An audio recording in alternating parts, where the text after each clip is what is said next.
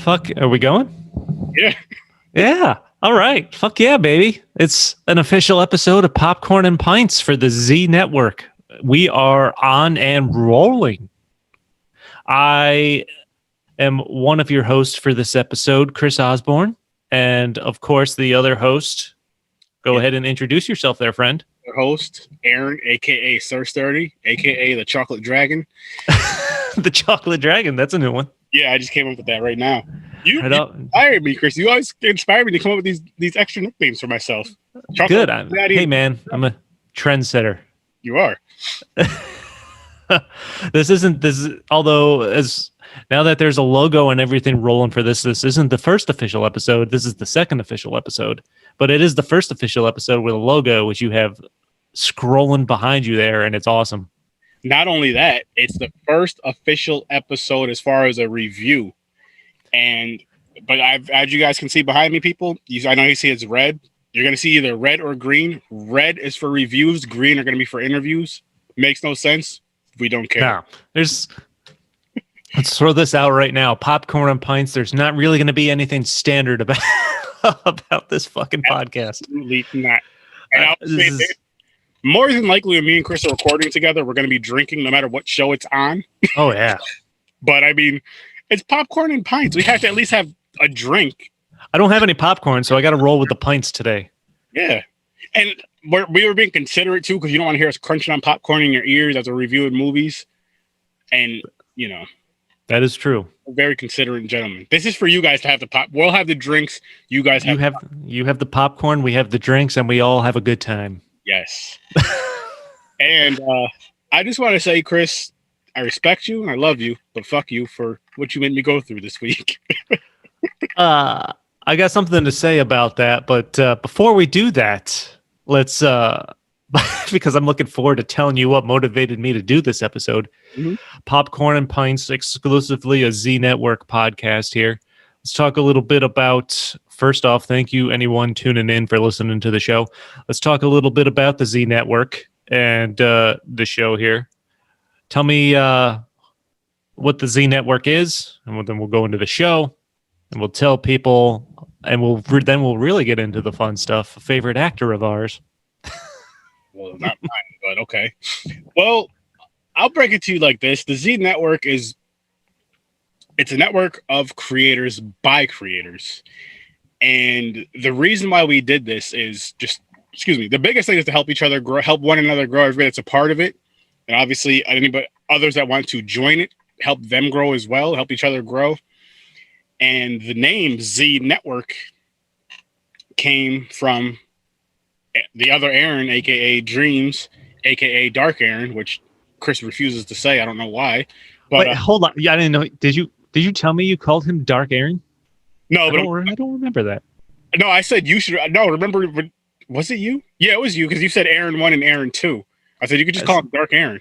And you said I would just refer to you guys as other Aaron, whichever one I'm actually talking to. The other Aaron.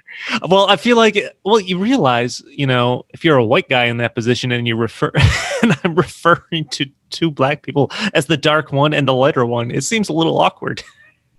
Yeah, I guess. I mean, I guess I like putting people in awkward positions, though, as you know. Fair point.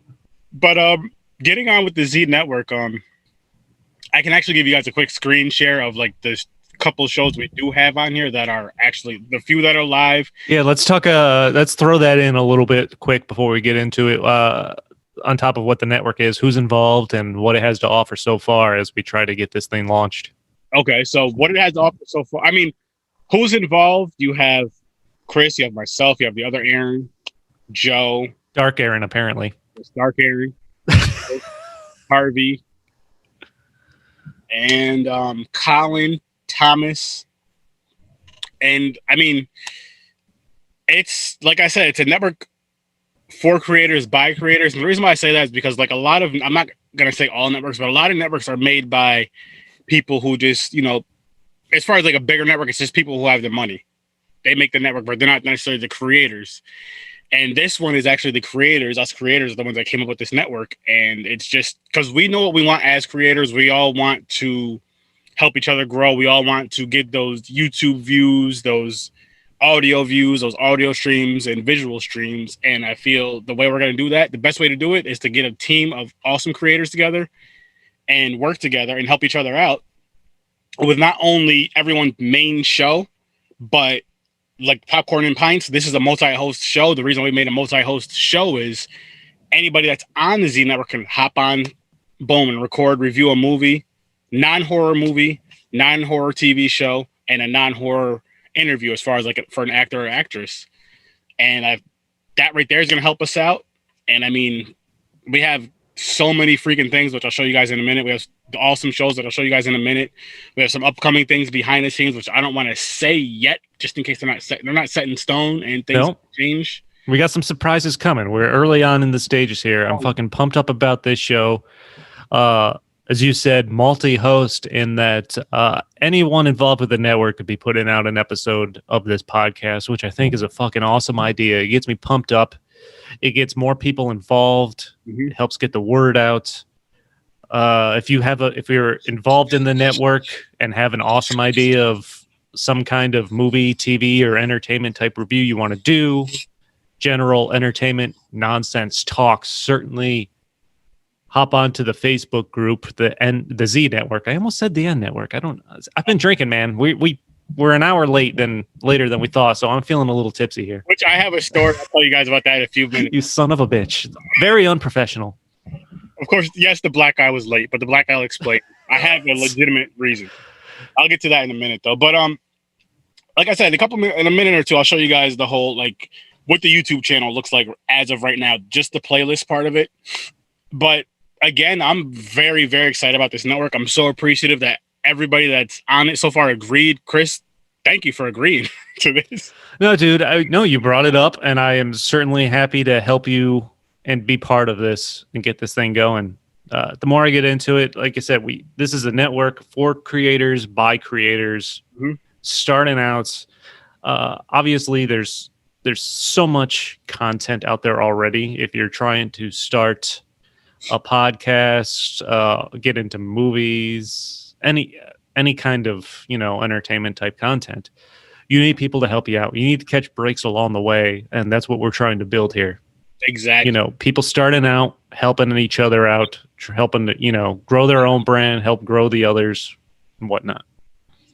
I couldn't have said it any better. And the cool thing about this is there's different types of shows and different types of content you're going to get on. You're going to get on here. You're going to get your horror stuff, of course. You're going to get education, believe it or not. Yes, I said that. That's coming from my mouth. For people, it might not come from me and Chris, but you're going to get some. Oh, God, no. But you're going to get education. You're going to get Chris's show. He has an awesome show called Stories from a Bar.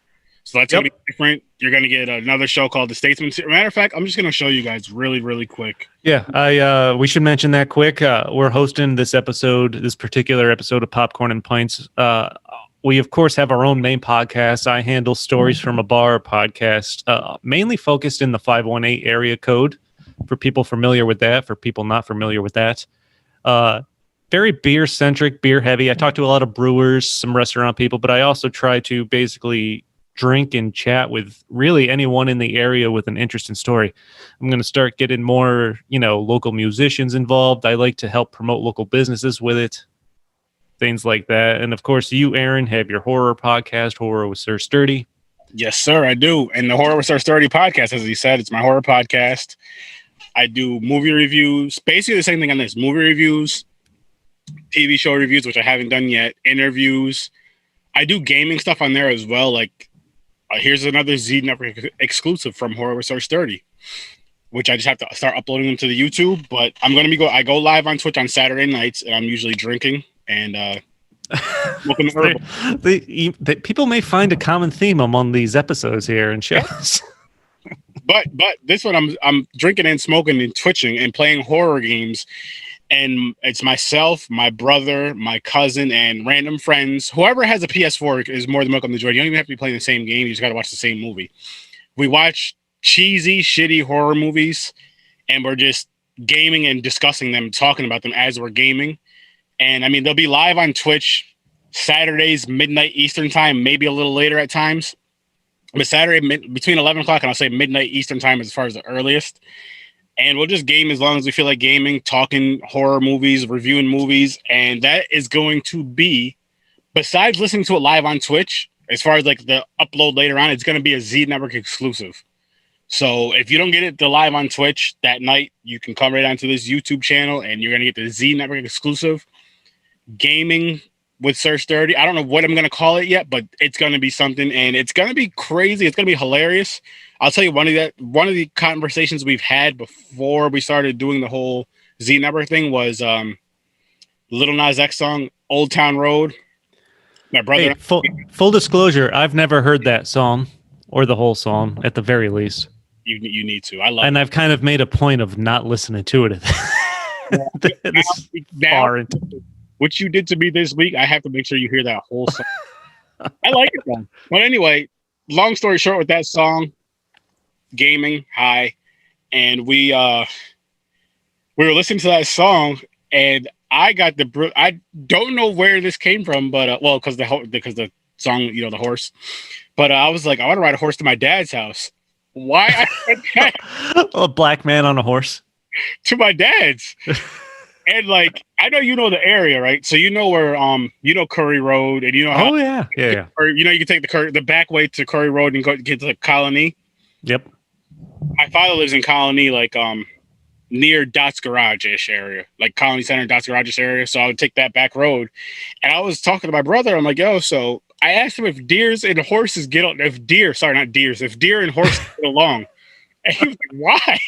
I was like, because if I'm riding a horse to my dad's house, if I take the back roads, the Curry Road, sometimes deer are not. I was like, I don't know if they're gonna fight or not. And listen, people, I don't know, but you're gonna get conversations like that. So you're in your head, you're riding a horse on a back road and come across deer, a rabid deer that just wants to fight your horse. No, not necessarily a rabid deer. I just don't. You know how like some animals are mortal enemies, or some people like me and Nicolas Cage are mortal enemies. You see chicken, they see each other, they're gonna fight. How do I know a deer and a horse? I've never seen a deer and a horse together. So how do I know? Like, maybe there's a reason for that. Maybe there's not, but maybe there is. Who wins in a fight between a roided up deer and a roided up horse? It depends. Does the deer have the big antlers? I think you got to go full rack on the deer. Ooh. The deer might get. I mean, I know the horse is a bigger animal, been strong, a beast. Oh man, that'd be tough. I don't know. The deer seems more nimble, and with a full set of antlers. I'd be rooting for the horse because I'd be riding the horse to my dad's house. So we are so off topic already. We really are. But I'm telling you, people, this is what you're going to get from us. This is what you're going to get from Popcorn and Pints. This is what you're going to get from a lot of shows. You're going to get a lot of funny entertainment, random conversations. There's going to be a lot of that. If Aaron and I are involved, there'll probably be a lot of racial jokes. So heads up there. And it's probably going to be me. There's no probably about it. It's going to be me starting them and Chris laughing. Yeah. And kind of adding on to an extent, but none of us are racist. This is all. No, the important thing is we all love each other. We all get along, and it's all in the name of good fun. The Z Network is a big, beautiful family. There's women, there's men, all different races. We love it. That's absolutely. Let's get into this, man, because I think we're about 10 minutes in already and haven't really focused on our main objective here. So, but first off, what are you sipping on there?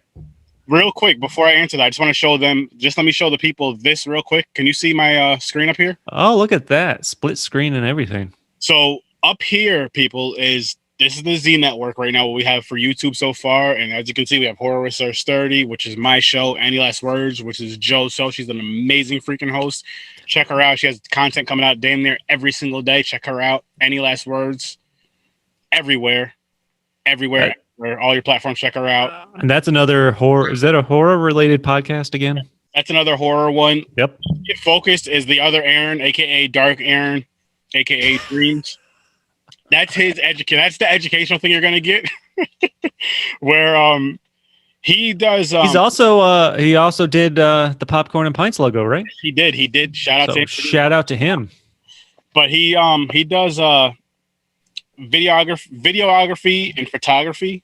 And he's going to be doing like short tutorials on the basics of doing things. He's also going to be starting some other stuff that when I have him on here, I'll let him describe it more. But he has some dope stuff lined up. Yeah, man. Like I said, we're talking about all kinds of content creators and network for them, by them, to help each other out here. It's looking at a community to better help everybody. And Chris mentioned Stories from a Bar. Featured films is actually going to be, we have 2 indie artists that agreed with us so far to join our network. Shout out to Colin. Shout out to Thomas. Thomas is actually going to make a series for the Z Network. So you're going to get a Z Network exclusive series when he gets that. I told him, and I'm going to let you guys know too, we don't know when that's coming out. I told him to take his time, get his stuff together, do what he has to do with it. And Colin's another director, indie director, which he'll eventually have some of his films up here. Popcorn and Pints, that's what we're doing now. The Statesman series. Oh my God, that's going to be another fun series, but you're probably going to see a lot of me and Chris on there. Oh yeah. Yeah. Once we get that thing up and running. Hey, do you want to give him a quick, brief description of that before? So that one's just going to be essentially good drinks, dumb criminals. That's it's going to be the good tagline for that. We'll have some good drinks. We'll go state by state and talk about some of the dumbest criminals from that state. And we will have some international specials. But the occasional international special, yes. Chris. Good drinks, dumb criminals is perfect. That's the slogan. That's the slogan. Yeah. We can, perhaps we can start taking votes on taglines for Popcorn and Pints here as well. We'll work on that too. We should start coming up with some taglines. Watching the bad movies so you don't have to. I like that one. I like that. But we might watch good movies too. That's true. I guess it depends on the episode. Yes, we'll have a tagline per episode, maybe. Yeah. Okay. Yeah. Last and definitely not least, Horror Gamer. Obviously, it's another horror content show. Amazing, awesome fucking content. Congratulations to him for getting 1,000 subscribers to his channel. Big shout out. Hats off, man. Hats off. Bust his ass for it. And I want to give a huge shout out to him, actually, because the reason why he really does this channel is for his mother, the memory of his mother. She's the one who got him into horror, and it helps him cope. It helps him remember her in like a great way. So big shout out to him. Big shout out to everybody on the Z Network. And this is what we got so far, people. I mean, it's going to grow. It's going to be awesome. It's going to be amazing. It's going to be funny. It's going to be fun. It's going to be educational, entertaining, all the above. Definitely check out the Z Network. And like I said before, we are going to be stronger than the fucking Avengers. I'm not just saying that. I really do believe that. And now we got to dive into this shit. Let's do it, man. Let's get into this. The reason we're here, but first off, very quickly, what are you sipping on there? Okay, so I have, I had a decent amount, as you can see in my cup, about up to here of 100 proof New Amsterdam vodka. You're not fucking around? No, I never fuck around. And I have, which I'm not going to show the bottle because, I'll just say not a sponsor. Not a sponsor. You want to be a sponsor, you got to pay us. But this right here. Oh wow, Jack Daniel's Berry Punch. Yes. I didn't even know that was a thing. Me either, but well, I'll tell you really quick why I got this. So, I told Chris this story before we started recording, and then Chris can tell us what he's drinking. So, I'm sitting down, I'm eating dinner, watching fucking Nicolas Cage movies, which this makes me dislike Nicolas Cage even more, people. Even though 211 wasn't a bad movie, and I hate that I have to admit that, but it really wasn't a bad movie. I'd actually rewatch that. I am relishing every second of you saying that. Of course you are. But no, so what happened was we have a puppy. She's a Chihuahua and Shih Tzu mix, and we have a German Shepherd Black Lab mix, my wife and I. And they were playing, and not the Z Network, the what the hell do you call us? The Ethernet cable. Hey! I just thought of something. Obviously, Nick Cage is the topic of this episode for anyone that doesn't know just yet. But I thought it best. I have a list of random Nick Cage facts, and I'm just going to fucking randomly mix these in during the episode. So we're going to have a Nick Cage fact right now. And of the list of 10 that I have, we'll start at number 10. China thinks he's the best actor in the world. Cage has taken home a number of awards for his work in American films, an Oscar for Leaving Las Vegas in '95, for example, but nothing beats the honor that I can't even pronounce this Chinese award name, Howdane Awards, bestowed on him in 2013.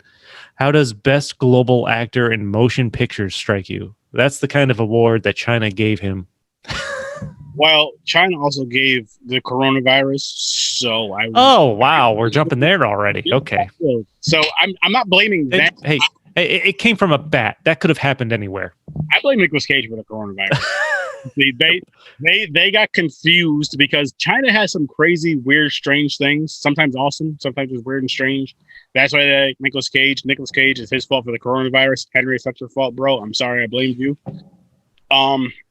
But continue with the story. We don't want to get too off track. Ethernet cable. So the dogs are playing, and the Ethernet cable, you know how they split sometimes? Well, this one was split. The casing was split. My wife has been telling me for like the past 2 or 3 weeks, you should do something about that. You should at least tape it up or whatever. I didn't listen. We don't listen to women.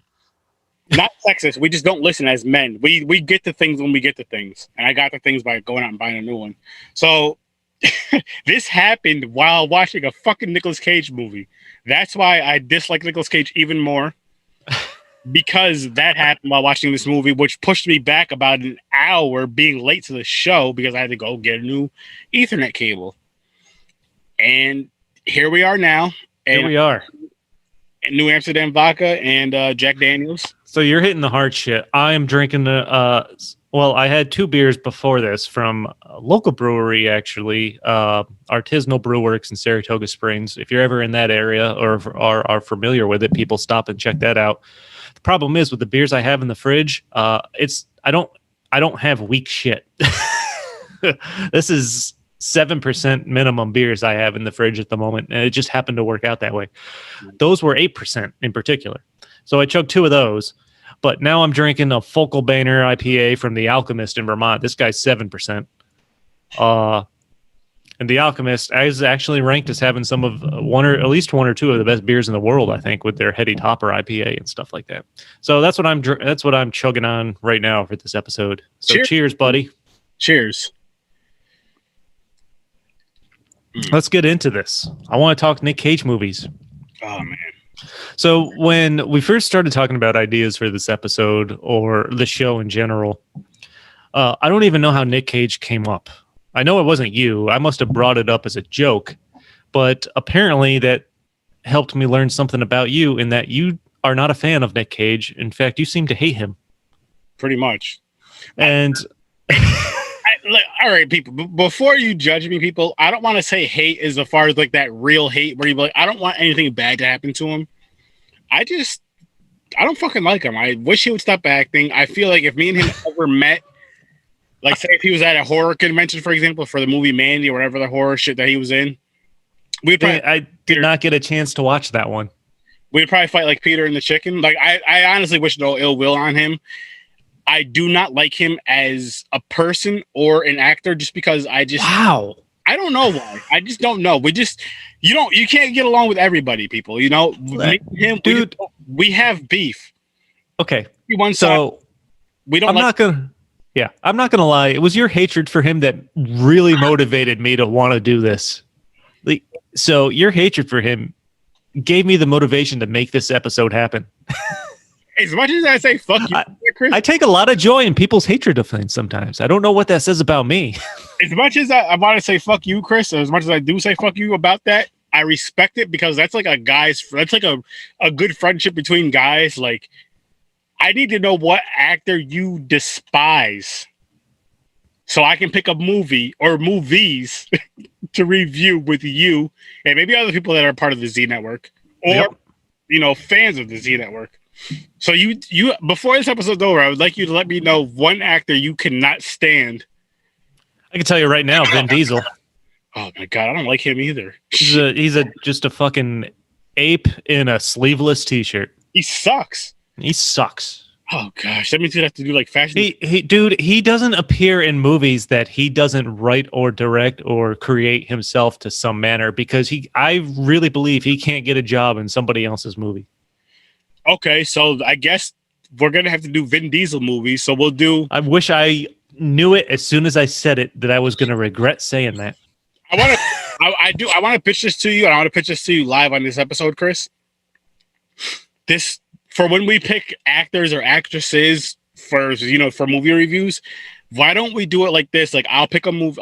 Say we do Vin Diesel. I'll pick a movie. I'll watch that movie. You pick a movie. You'll watch that movie. And if we have other co-hosts or guests on here, they'll pick a movie. They'll watch that movie. We'll come on and we'll discuss just that one movie each. What do you feel? Yeah, that sounds good because we watched a whole slew of movies for this episode, so we're probably gonna power through some of these. Yeah, and I mean, just so we can do the background like this or whatever. Let me know what movies everybody's gonna watch. I'll make the background up, whatever the case may be. But like we said, folks, there's no real standard layout going forward for this episode. No. It's gonna be a bunch of nonsense. It's gonna be a bunch of, and we're not. I mean, the focus of this episode is Nick Cage, and it's not going to be just a shit on Nick Cage episode. We're going to talk about some of his movies, more recent movies that people probably have no idea were even out there or that were made in general.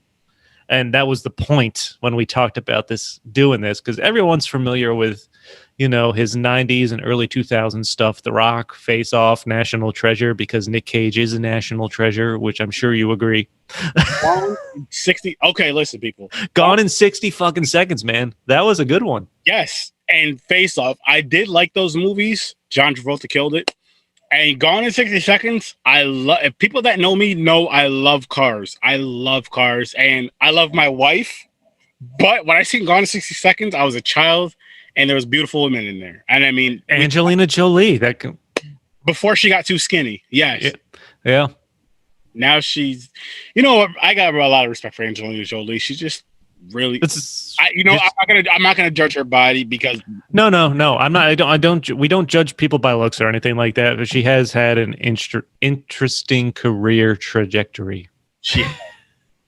But I have to bring this up really quick. People, listen to this. Chris sent me all this shit, and I have to read it because I know he's gonna be reading a bunch of shit. So I feel like I should read at least a little bit. 2019, Nicolas Cage did 6 movies. 2018, 6 movies. 2017, 6 movies. 2016, 5 movies. 2 to 5 movies years prior.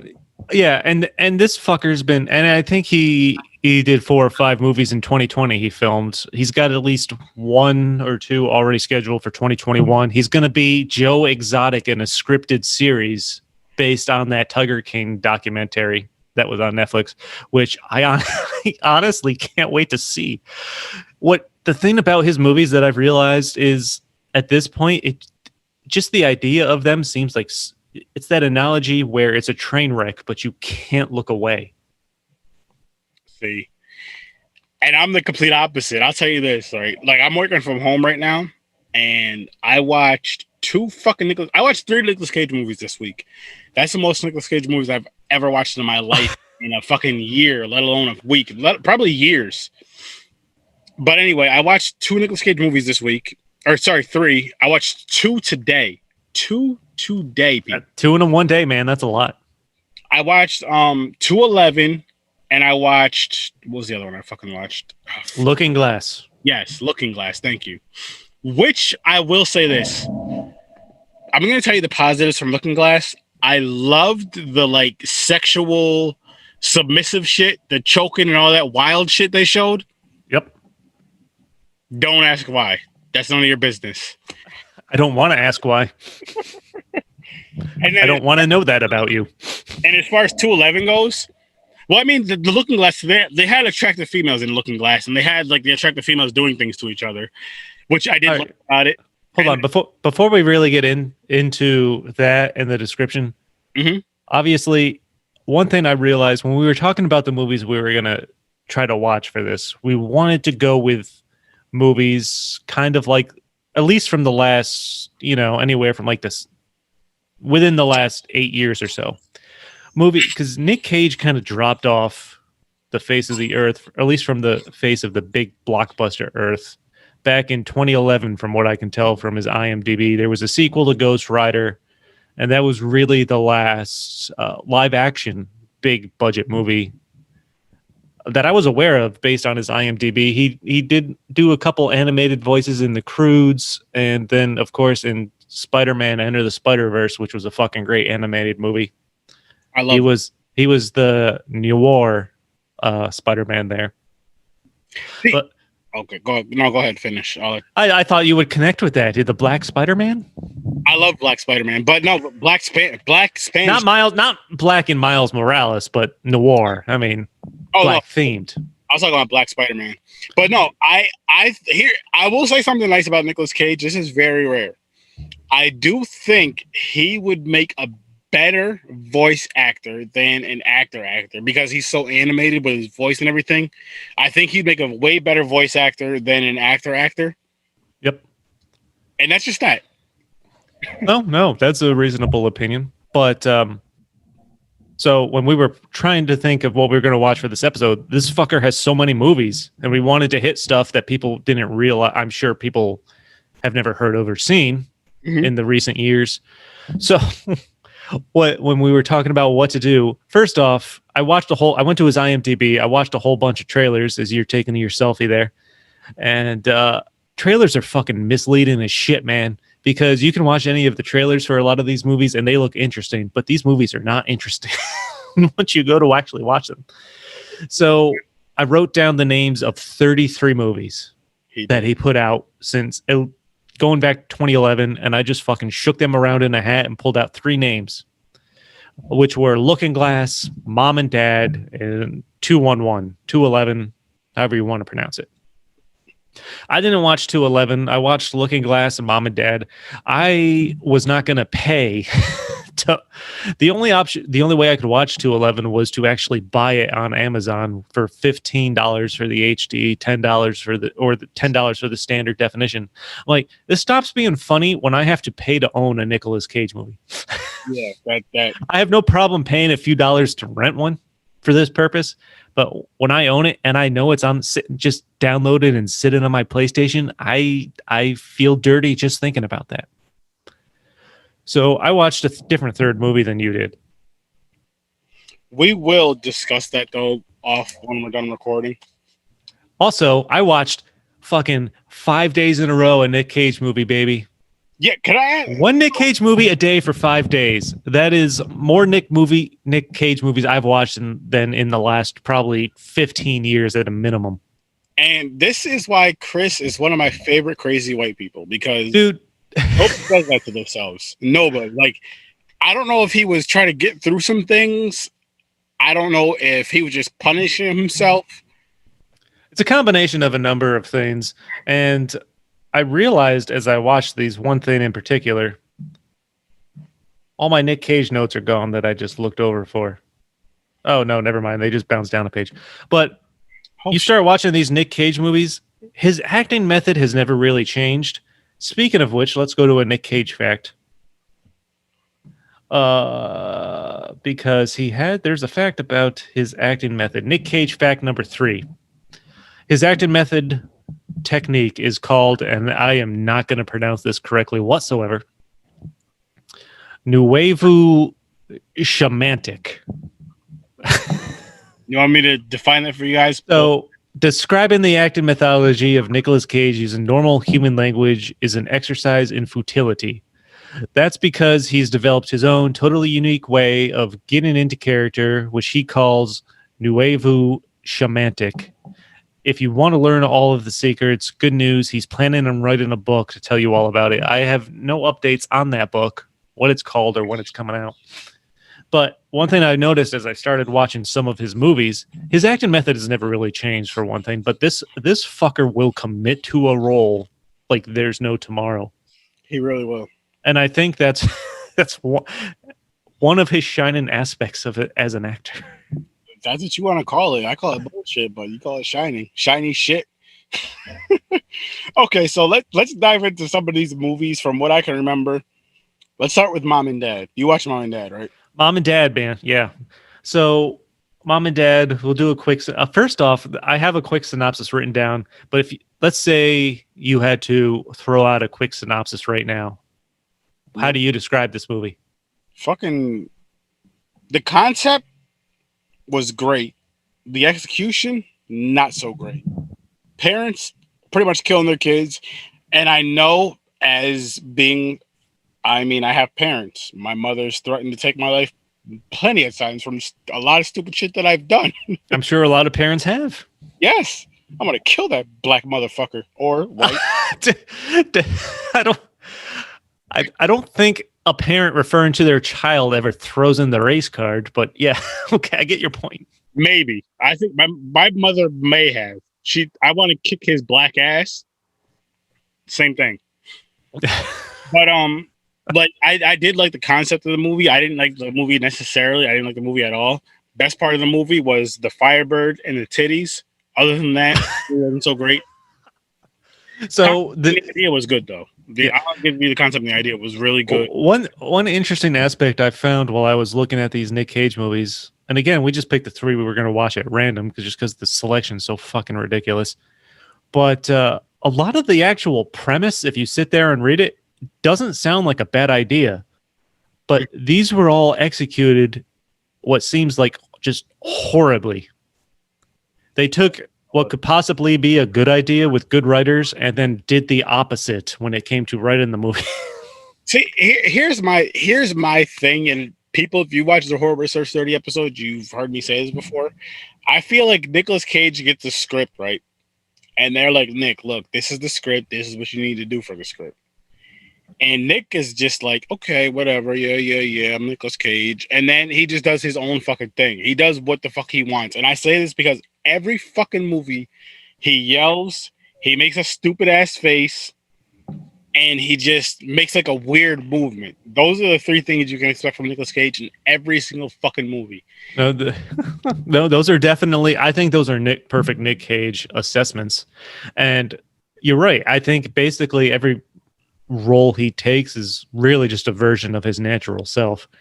But the technical synopsis for that movie was a teenage girl and her younger brother must survive a wild 24 hours during which a mass hysteria of unknown origin causes parents to turn violently against their own children, trying to murder them and whatnot. So it's basically Nick Cage and his wife in the movie trying to murder their children in the house for 40 minutes. Yeah, which cool concept, very cool concept, because it was kind of zombie-ish. Yes, it really was. But the thing I liked about it though was like the parents only went after their own children, unless a child attacked that one parent to try to save somebody else. The parents only went after their own children. If they killed their child, they were good. They were done. Like, fuck it, I'm done. I'm good. No, they would only go after their own children. They didn't care about other children. And this is a 2017 movie. So like I said, we're talking about recent movies that I'm sure most people that hear this have never heard of. But yeah, but dude, it was just looking it up, and I took some notes. They labeled it as a horror comedy, which it's certainly not something you can take seriously by any means. Fuck no. But even story-wise, it was just kind of all over the place. It had its moments. I loved where when the parents start going crazy and they're trying to get into the school to get to their children to kill them. Yes. And then they finally start getting over the gate, and then all of a sudden, all hell breaks loose, and they're chasing their kids across the football field, and parents are just diving at their children to tackle them and murder them. Did you see the part where the father tried to stab? I don't know if it's his daughter or his son with the first down marker. Oh yeah, absolutely. That was a highlight. The security guard just starts beating the crap out of the one mom, saying, "I told you to stay the fuck back." Yes. There were some fun parts in that movie, like stuff like that, and of course, my favorite part: the titties and the Firebird. And what makes it better, people, is there's titties in the Firebird. As you know, I love muscle cars and I love titties. Listen, you're saying that like there's titties all over this movie, and it's very limited. It was like it's 2 or 3 quick flashbacks at most. Listen, that's good enough. I mean, that's the best part of the movie for me.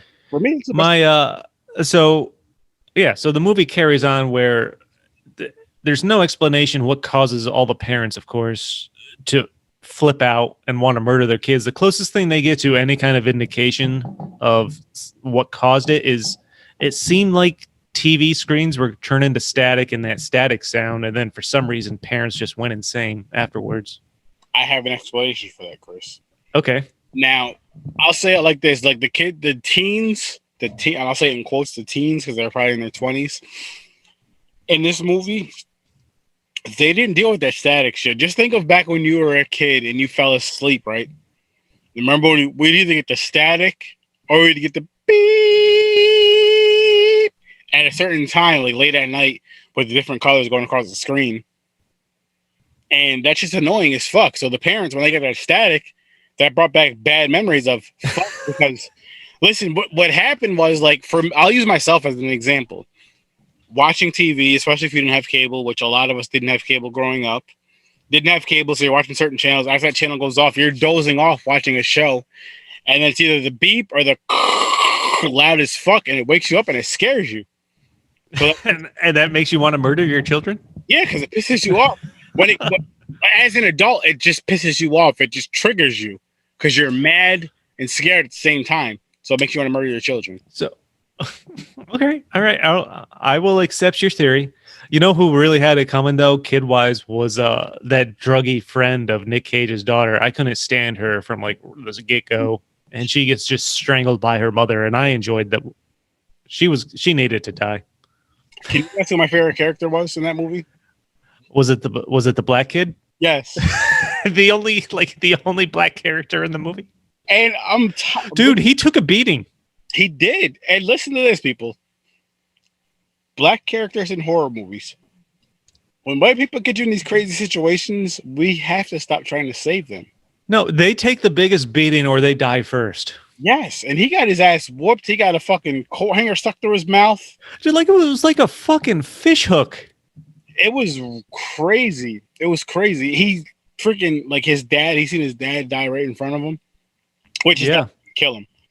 But that was a cool scene. Like, this movie, I will say, it did have some cool scenes. The movie overall wasn't so great, but no, this is the kind of movie where if you're looking for an awful wannabe comedy horror movie, you need to get hammered and then watch this. There wasn't too much funny to me. No, they tried to go funny, but they failed in most regards, I think. Yes, and I feel like they should have did more of just because I watched this movie recently, Shaun of the Dead type, but with the parents being the zombie types.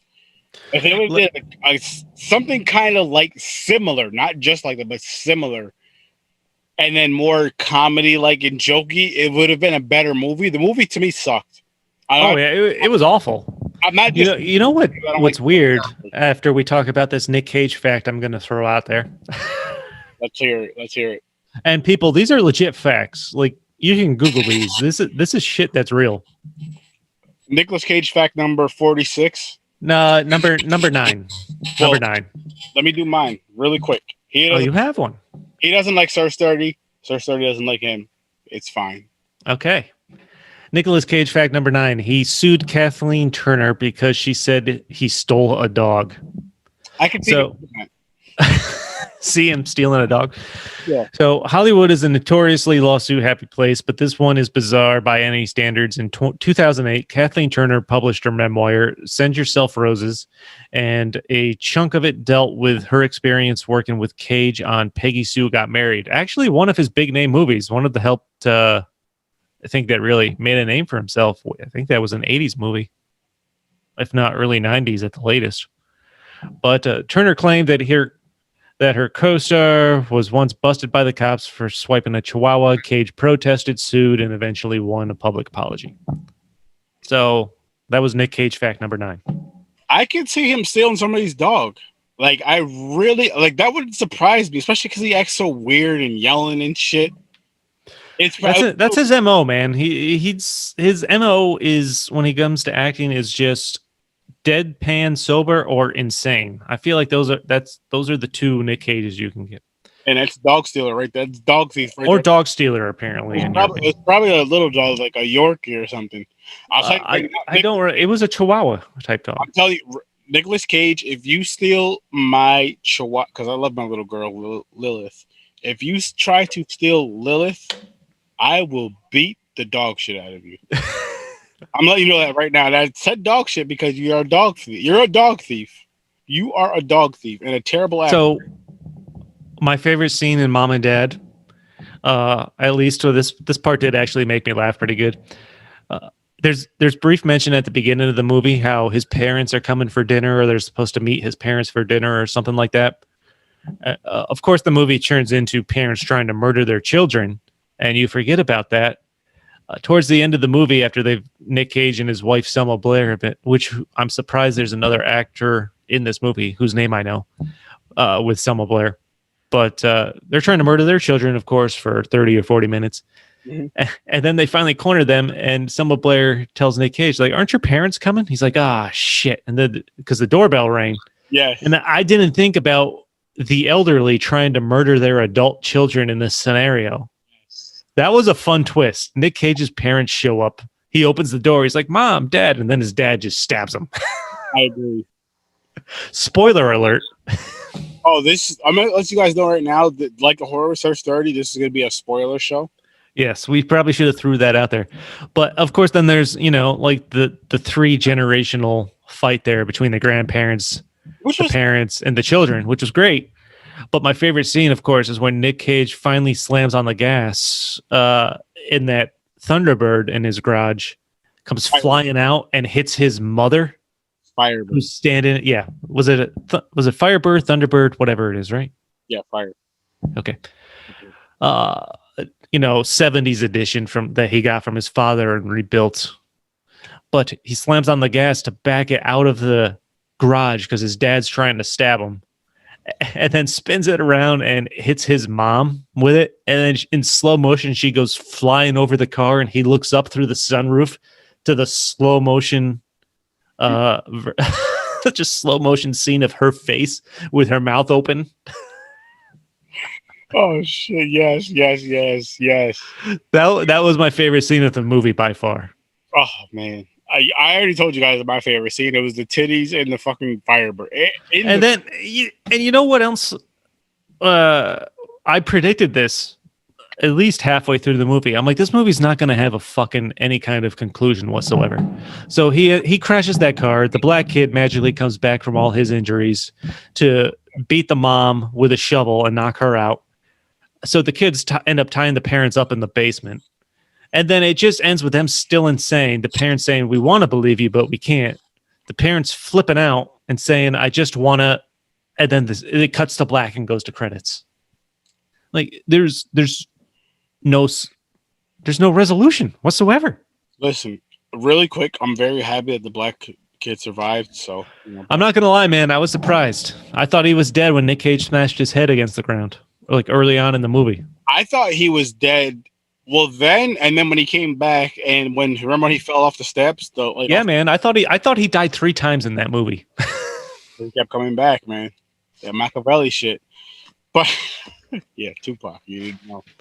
But no, like this movie, the concept was a great idea. I just feel like it wasn't really. It's a good idea if it's done well.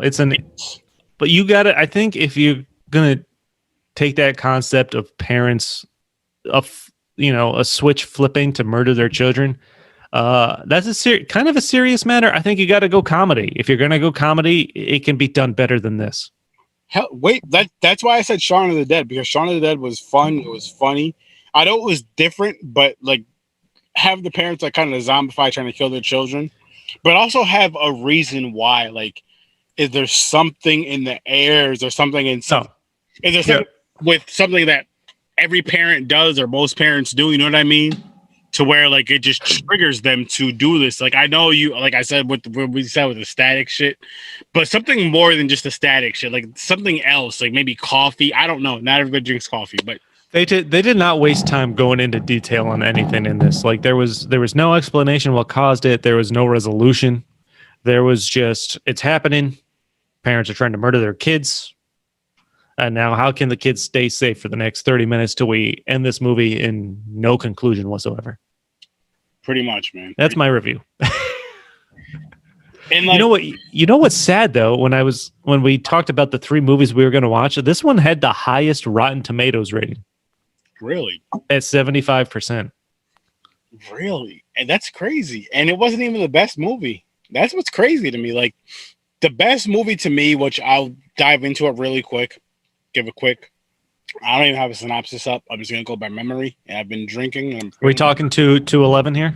Yes, sir. Let me throw out a synopsis. I didn't watch this, but the synopsis I had written down was: while on a routine patrol, an aging cop, of course, Nicolas Cage, his partner and their ride along get caught in a standoff with a band of former mercenaries robbing the bank. Okay, so tell me about this. And like I said, the reason I didn't watch this is I can't justify paying anywhere from $10 to $15 to own a Nicolas Cage movie at this point. And before you motherfuckers judge me, I will say this. I did not pay for this movie. And I know what you're thinking. I don't care. I use my Fire Stick. I use an app. So see, yeah. I didn't have that option. So my only way to watch it was paying full price. And like I said, that's where watching a Nick Cage movie is no longer funny when I pay a double-digit price and actually own it. Well, Christopher Bacon Osborne, that's why I told you. We'll discuss it after we record. Yes. Like I said. I've been drinking. Join the club. I watched other movies and we'll touch on those, but give me your review of 211 here. I'm curious to hear it. So for 211, I mean, I'm going to give you my best review. Oh, before you go into this, I should know this was one of his worst rated movies. Which is crazy. Now, I'm going to tell you this. The story I told you guys earlier about the dogs playing and all this shit, guess what? This is where the internet cable got fucked up, was during 211. But basically with the whole ride along thing, the reason why the black kid was riding along, which yes was a black kid, riding along with Nicolas Cage and his partner, was because the black kid was getting bullied by it was like 3 white kids, and one of the white kids was trying to stick his head into a urinal, and he got out of it, and he punched the kid one time and literally knocked him out. Of course, as this is going on, as he knocks him out, right after he knocks him out, the principal walks in. And they sit down with the kid and say, they sit down with the mother, and tell the mother either your son's going to be expelled or he has to be going on a ride along, which is fucked up because he's being bullied. And I mean, Chris, if somebody's trying to steer your head in a urinal, what are you going to do? You're going to try to knock that motherfucker out. Just like, let me tell you something. I'm not above low blows and punching guys in the dick. Fuck no. Put it this way, if 3 people are trying to jump me or bully me or whatever, I'm kicking you. The first thing I'm doing is kicking you right in the dick. And no, I'm going straight for the groin. And I don't care what color you are, but it was just from the premise of the movie. It was 3 white kids and it was 1 black kid. So, of course, the black kid gets the blame for this shit. He knocks the one kid out with 1 fucking punch. And, like, he has to do it's either a ride along with the cops or expulsion. So his mother says a ride along with the cops. And then that's when the whole bank heist comes in, because there's a bank heist in the movie, and Nicolas Cage is one of the cops along with another cop, and the other cop happened to be a dick to the black kid because he thought that the kid was just like a thug and that's just what he does. Nick was kind of a dick to him at first, but then there was a part where they're like sitting in the car together, and Nick just asked him like, "What's going on?" He's like, "Were you some sort of tough guy?" And the kid was like, "No." He's like, I was bullied, and he's like, I closed my eyes and just swung and knocked the kid out. He's like, and he was like, you don't have any friends that stick up for you. He's like, I don't have any friends. And Nick was like, I would have done the same thing, which I would have done the same fucking thing. And I know all the listeners, I know Chris, you would have done the same thing, and everybody that's going to watch this episode would have done the same thing. If you're getting bullied and you just have to fucking swing on someone, you're going to swing on somebody. Yeah, man. But long story short, Nicolas Cage's partner is his son-in-law. His son-in-law and his daughter have a baby. Like, his daughter's pregnant. Yep. The bank heist happens. Of course, Nicolas Cage and his son-in-law are the ones that are there with the ride along in the back of the, sitting in the back seat. They go up to, they're just kind of patrolling. The shit happens. Nicolas Cage notices, I believe it was I want to say, Escalade, a black Escalade. I'm not 100% sure. Hold on. Before you continue that thought, it's Nick Cage fact number 8. He once woke up next to a naked man. Doesn't surprise me. No, not in the way you think. The bizarre story happened when Cage was living in Orange County with his wife. By the way, he's been married 4 times and he's divorced 4 times. Doesn't surprise me. But he woke up one night to discover a man completely naked except for Cage's leather jacket sitting on the foot of his bed eating a fudgicle. Fudgicle. Was it you, Chris? It was not me. The actor managed to convince the obviously disturbed man to leave the house without incident, but he moved his family out of the house soon after. So what I got from that was Nicolas Cage out crazy the crazy guy. That's what I got.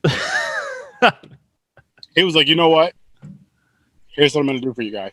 I'm going to do a Nicolas Cage marathon. The guy was like, you know what? Fuck this. I'm going home. I mean, time's moving on. Let's just roll on with another Nick Cage fact before you get back to your story. Hey, go ahead. So, Nick Cage fact number 7, he once did mushrooms with his cat. I actually read that. The cat got into it, and he felt like the only right thing to do is to do mushrooms because the cat's already on mushrooms. So, you'd be forgiven for thinking that Nicolas Cage has done a fair amount of psychoactive drugs in his day. But so far, we only have one confirmed story. In 2010, he told David Letterman a story about his pet cat, Louis. Getting into a bag of shrooms he had laying around and tripping out, and how Cage decided that the sociable thing to do would be to do some as well to keep him company. That's the best he can come. That's the best idea he can come up with. Like, how about I bring my cat to the vet? I'm drunk, and that's my logical explanation. That's my logical thing. Like, hey, my animal got into my weed for me, so I should probably bring him to the vet. But so my better half, of course, works at a emergency vet. Fuck. Oh man, look at that. Your background's falling down. I'm gonna fix it. Hang on. All right, so I will continue with my story quickly. But my better half, Sarah, she works at an emergency vet, and she would tell me stories, of course, about the dogs that come in.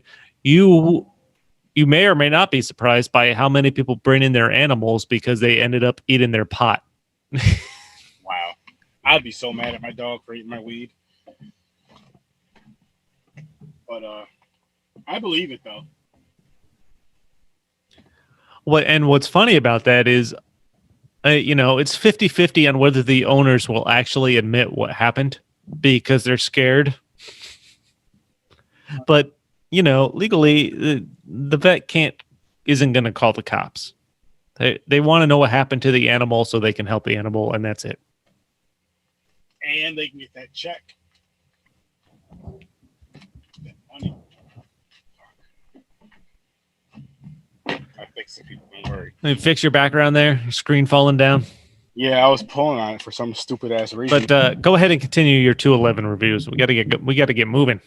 So the 211 movie, I would honestly, which people, you know how I feel about Nicolas Cage, I would watch this movie again. I had the issues with the Ethernet cable, which I had like about 10-15 minutes left of the movie, but it really wasn't a horrible movie. It did have its faults.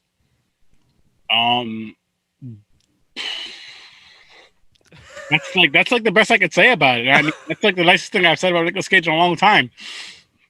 The thing is he wasn't like the main character, really, so to speak. Oh, he wasn't? Yes and no, because it was like multiple main characters, I guess. Okay. I remember, again, I've been drinking now, so my memory's a little bit different. But like, I would say that this movie 211 is actually a one-time watch. It's worth at least a one, maybe two-time watch. I will tell you, Rotten Tomatoes had it sitting at a whopping 4%. Which is crazy. I mean, again, it wasn't the best movie. Here's the thing, though. With my action cop movies, though, I like the action cop, buddy cop movies and stuff. And Nicolas Cage took out for a black kid, so that helped. That gave him some brownie points in my book. I still don't like it.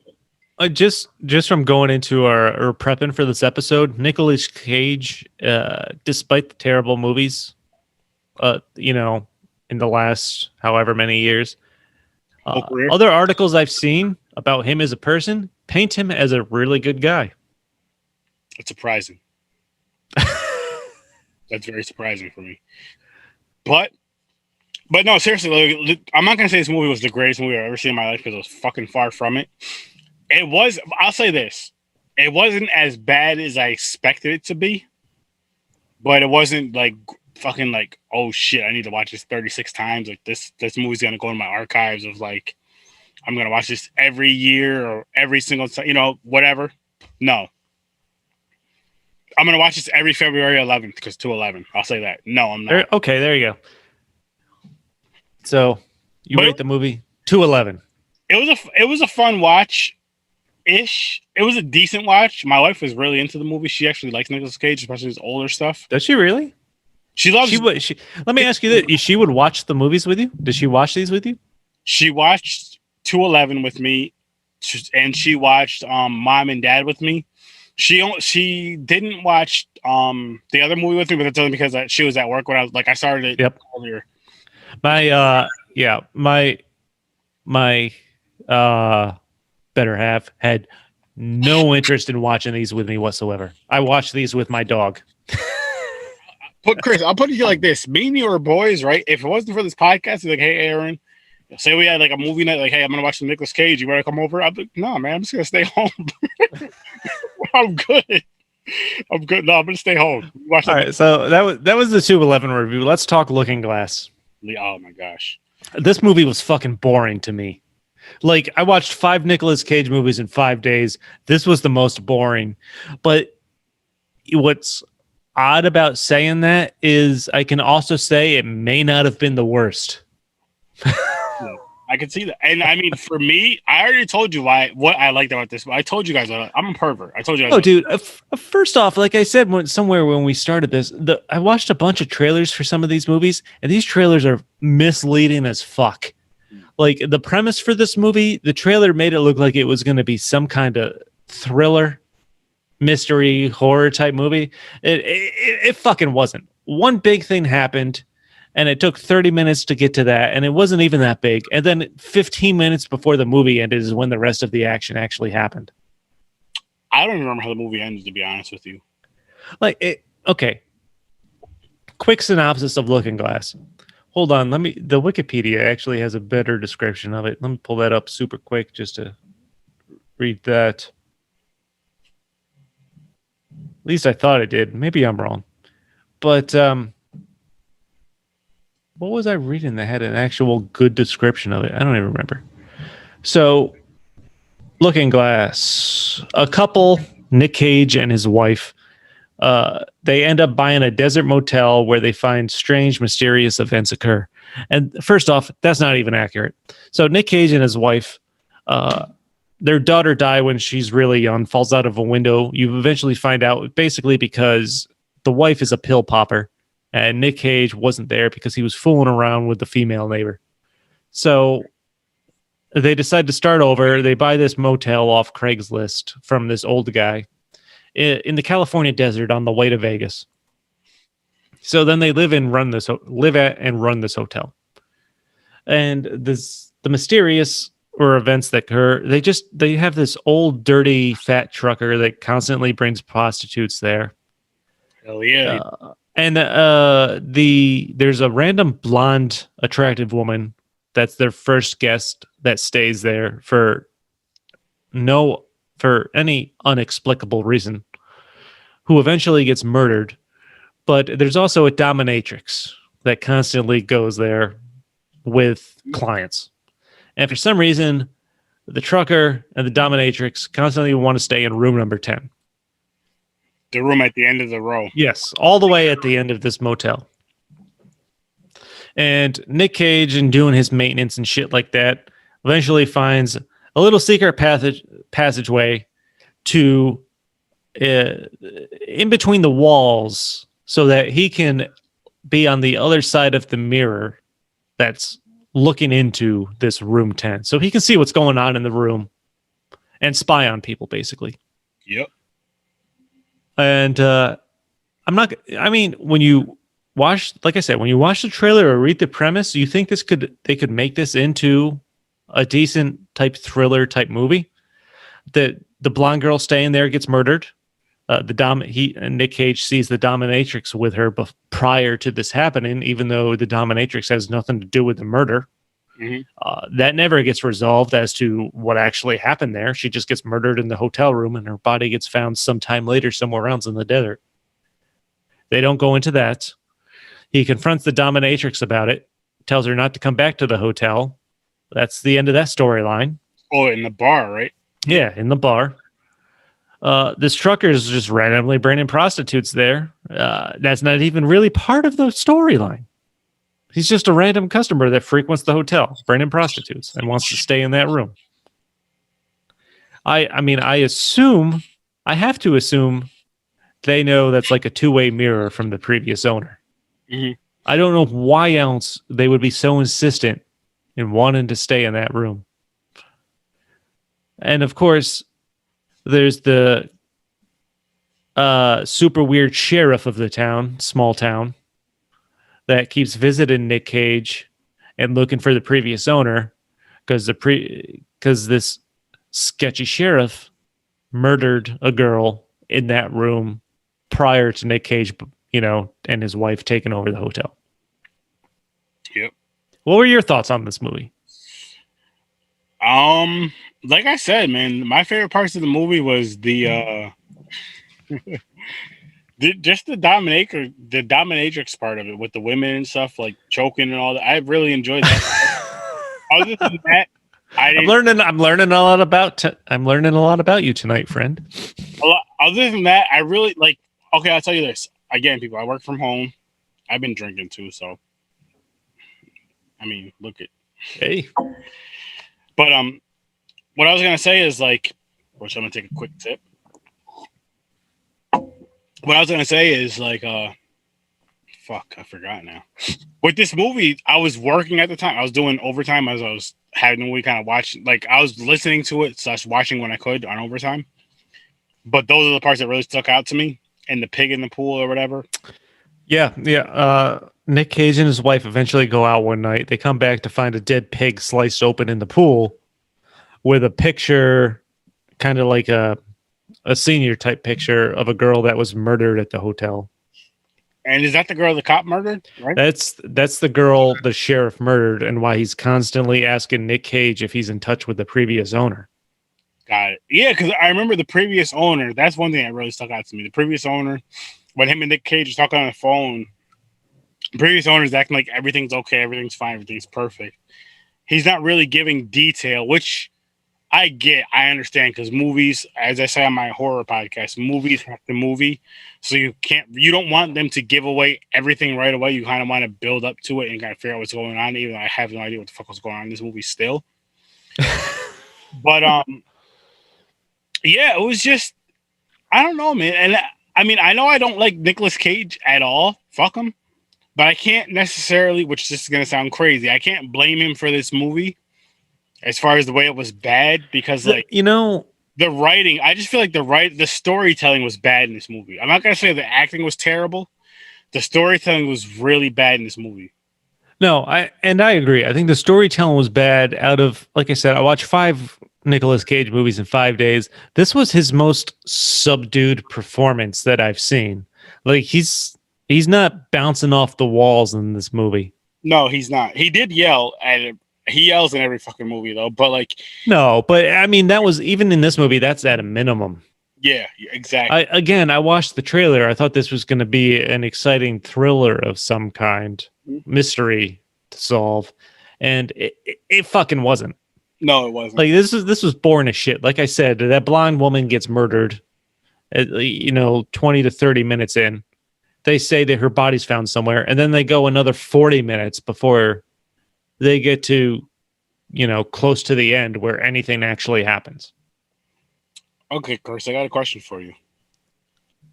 Would you watch any or the 2 movies? Because I know you watched a different movie, which you're going to surprise the fans and myself actually with your movie. Would you watch either one of these movies again? No, absolutely not. Which was Looking Glass and Mom and Dad. Mom and Dad. I'm so happy that as I was saying that, those are the 2 movies. Dude, because I'm drunk right now and I forgot. Let me tell you one more thing about Mom and Dad super quick. Between the 2 of them, if I had to watch one of them again, it would be Mom and Dad. But one thing I forgot to mention with Mom and Dad, like this was so fucking off kilter in the way they did this.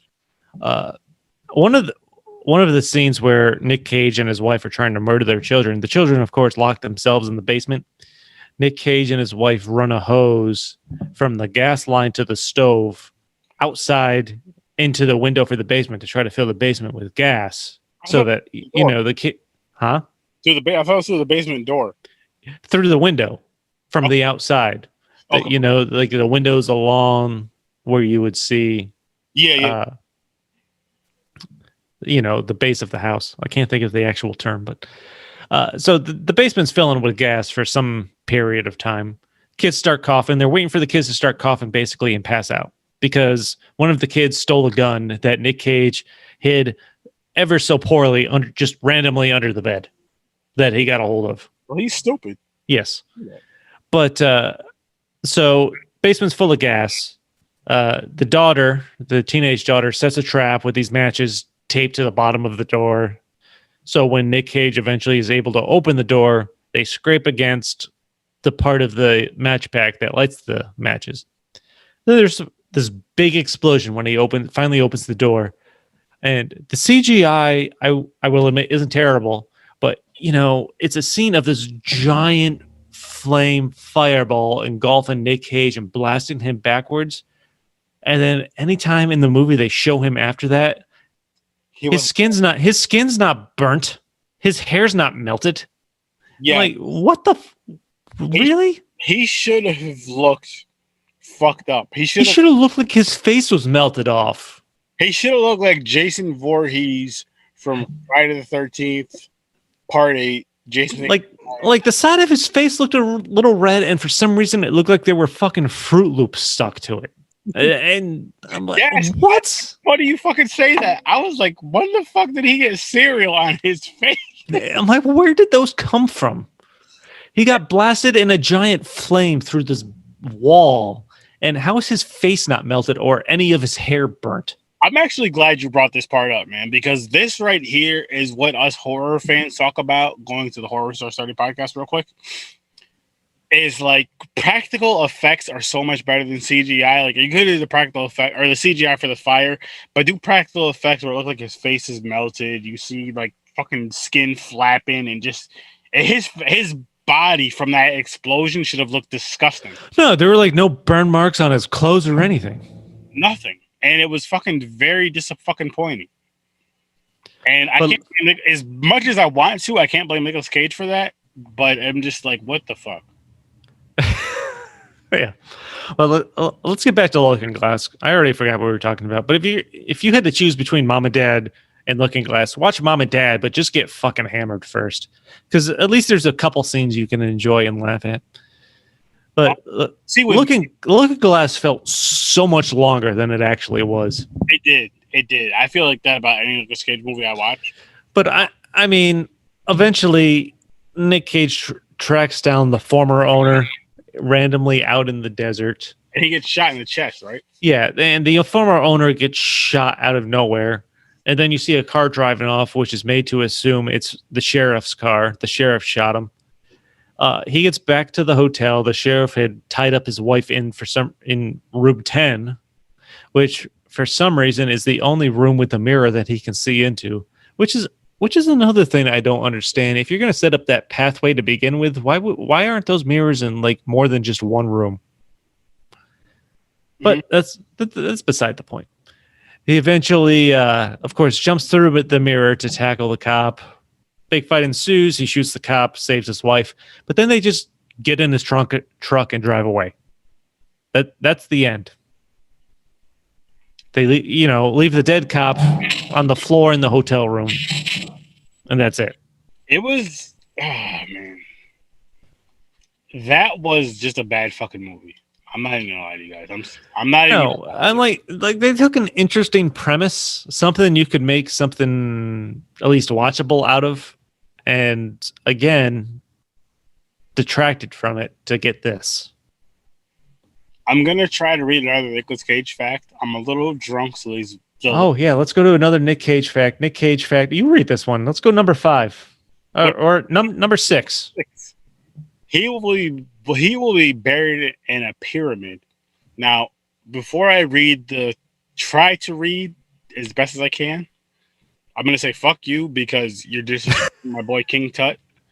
But as a celebrity, you need to think about what's going to happen when you die, after you die, which I think that should be as a person, not just a celebrity, but as a person, right? You need to keep your corpse secure from grave robbers and crazed fans, which Nicolas Cage has 0 fans. And Nicolas Cage is set in that department. And again, people, I'm drinking, so that's why I'm reading like this. He's got a 9-foot stone pyramid in one of New Orleans' most famous cemeteries that his body will be buried in, pretty much, which I think is fucking crazy.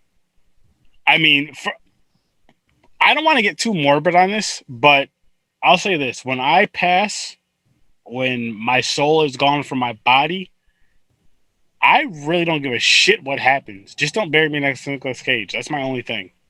I don't think you have anything to worry about. I mean, Chris, if you're comfortable answering this question, God forbid, when we're 1,000 years old, just because I want to throw that way out there. When you pass at 1,000 years old, what would you want to happen with your body? Or do you care? I probably don't care. I know some people really do care. Like, of course, I could say I want to be buried next to my wife, but like whatever she wants, I don't care, because I'm like, my soul is gone. Like, I feel like when my soul is gone, my personality is gone. So it's just the flesh, bones, and flesh. I don't care personally. If you want to cremate me because it's cheaper. If you want to bury me and have a funeral, I don't care. I really don't. I don't know if that's bad or good. I just don't care. But you want to do number 5, Chris? Because I feel like we've done... yeah. Let's do number 5. We got to get a move, dude. This podcast is running long. I think we got a few things to touch on. So, Nick Cage fact number 5: he had 2 teeth pulled for a movie. While filming Birdie, the 1984 flick about a traumatized Vietnam veteran obsessed with flying, Cage felt like he needed to understand real pain to get into his character. So as a result, he went into a dentist and had 2 of his teeth pulled. They were baby teeth and needed to come out, but Cage demanded they not use anesthetics so he could feel it. He needs help, people. He really needs fucking help, and I don't want to help him. No. We've got a couple more facts to mix in, but let's move on. Yes. So Looking Glass, absolutely terrible. Final verdict, I recommend not watching it at all. See, now, I will say this, because I'm going to use the same rules I use for the Horror with Sorority podcast. I will never say do not watch a movie. No, you know what? You're right. I shouldn't say don't do that. I'll say that if you have other options, go use those first. Not even that, man. What I do is I'll say, if it's a good movie, I'll say watch it. It's a 30 sample of approval, which none of these movies got that. I will say watch at your own risk, but don't blame me if you watch the movie and you hate it. And I don't want credit if you like any Nicolas Cage movies. Even 211. 211 was the best movie out of the 3. But I don't want credit for that shit. That's my thing. And I'll go to Nicolas Cage fact number 4. He eats animals based on how they fuck. This is some weird shit. Weird diets are a staple of Hollywood stars, but few celebrities manage their palates quite like Dickless Cage. Did you say Dickless? I did. Again, I've been drinking, people, so my reading is going to be tough. The actor only eats animals that are dignified when they mate, when they fuck, when they bang, when they bump uglies. He's adding words into in our notes. I have to. like birds and fish, which, why the fuck would you pick birds and fish? I would pick elephants and donkeys. He refuses to eat any living thing that has sex the way he doesn't find attractive, which is fucking weird. So that means Nicolas Cage is into bestiality, which is another reason not to fucking like him. That's quite a thing to tell the chef. So what I got from that is Nicolas Cage masturbates to certain animals fucking, and it turns him on. And those are the animals he wants to eat, which is disgusting and weird. And another reason why I don't fucking like him. All right. Let me talk about And in order to keep this podcast in a reasonable listening time, let me talk about another movie I watched real quick. Yes, yes. It's called Between Worlds. And honestly, if I had not watched Looking Glass, I would have said to avoid this movie out of all the ones I've watched. I'm glad I didn't watch it. But so Looking Glass, and this is, I think, this is like a 2018. All the movies we've talked about are anywhere from like 2017 and newer. So these are newer movies. Between Worlds. Yes. So Between Worlds, the story follows Joe, who's Nicolas Cage, as a down on his luck truck driver, haunted by the memory of his deceased wife and child. He meets Julie, a spiritually gifted woman who enlists Joe in a desperate effort to find the lost soul of her comatose daughter, Billy. So Nick Cage is a trucker. He stops at this truck stop. He finds this woman being choked by a random, person in the bathroom. It appears like he's choking the life out of her, which he is. Nick Cage stops this guy from choking her, thinks he's saving the day. This woman says that is the way she reaches the afterlife to try to find the spirit of people, is to have these people basically choke her to near death. It gives her the ability to talk to spirits and whatnot. And apparently her daughter just went into a coma, so she was trying to bring her daughter's spirit back into her body. But the spirit of Joe's dead wife, Mary, proves stronger, possessing this young woman's body instead of the actual daughter, and, well, intending to settle unfinished business with the living. So Nick Cage's dead wife takes over this woman's the daughter's body. Mm-hmm. However, the movie is Nick Cage also starts a relationship with this woman. So he's, having a relationship with this woman where her daughter has the spirit of his dead wife inside of her. Typical. That's like, there's a lot to fucking take in. And again, this is one of those movies that where I watched the trailer and I look at the movie poster. I'm like, that looks like it could be an interesting story. And then I'm fucking misled and I'm like, what the fuck is happening? I feel like I've been duped. I feel Nicolas Cage writes his own fucking scripts. I say this all the time. Well, one thing I realized just in my 5 days of Nicolas Cage movies is I also prefer, if I'm going to watch a Nicolas Cage movie, I prefer a bearded Nick Cage over a clean-shaven Nick Cage. Why is that? I don't know. There's something about the bearded Nick Cage that at least draws me in more. I had a question for you, Chris. I'm only asking you this because I'm drunk. Beard oil. Now I'm trying to grow in a goatee. Does beard oil help? Hey, I am regrowing my beard right now. Does beard oil help with the goatee thing? Like, I just want to. In my personal opinion, it doesn't help grow. It doesn't help grow it at all. It's more for maintaining and moisture once you have something there. So what helps grow it? Because I have like short hairs, like right here, I don't know. If there's an answer to that, I don't know, and I would like to know, because between my Irish, Indian, Native American heritage, mine doesn't grow in as full as I would like it to. And me, I'm just gonna say, my wife loves the goatee thing, and that's the only reason why I want to grow it in. So, I mean, if I could grow it in more full than it has been, I would thoroughly enjoy that. We got to figure this out. So, people, You know how we can get our beards / goatees thicker? Let us know. Yes, we're looking for thickness. My mustache can grow in thick. I trimmed it a week ago. Just mine grows in after a month. I think is reasonable fullness to the point where it doesn't necessarily look like you should shave. You look like an asshole.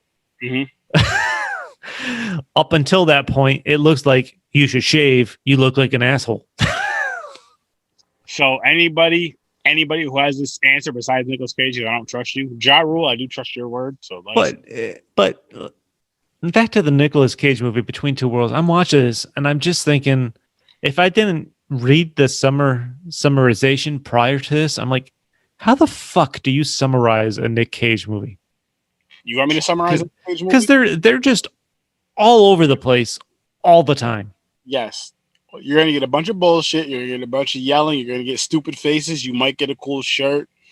That's about it. If you're lucky, you'll get some titties and a Firebird. But let me ask you this: like, I'm watching these. I just watched 5 in a row. It's not like his acting style has changed since the 90s or early 2000s with those big name movies. What do you think happened movie wise?